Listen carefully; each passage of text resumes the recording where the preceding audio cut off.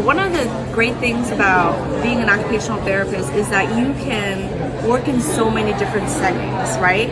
And that's why you got into OT, that's why I got into OT. I thought I wanted to do kids, and I thought, then I started doing hands, and then I was like, oh, I actually really love doing hands more. Well, what nobody ever tells you is the consequences of switching. So if you think that you like peds right now, do peds.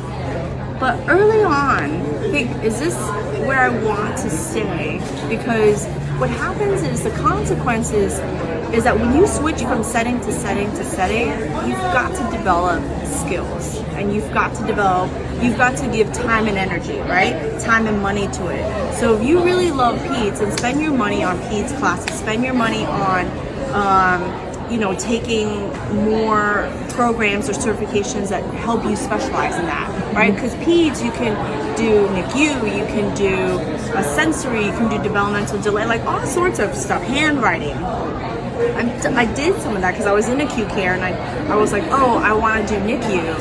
And so I took NICU classes to get in. And then I got in, and it was great because it was all a part of like the whole acute care package, right? That type of setting, because that's what it is. NICU, it's not like any normal peds. But once I was like, I'm making a commitment to do hands, then you're gonna put your time and dollar to it. So if you're a new grad, like you're thinking, you come out and you start taking the jobs that you need, but always keep in mind, where you want to move your career. So if you're already like, oh, I thought I liked peds, give yourself a chance in hands.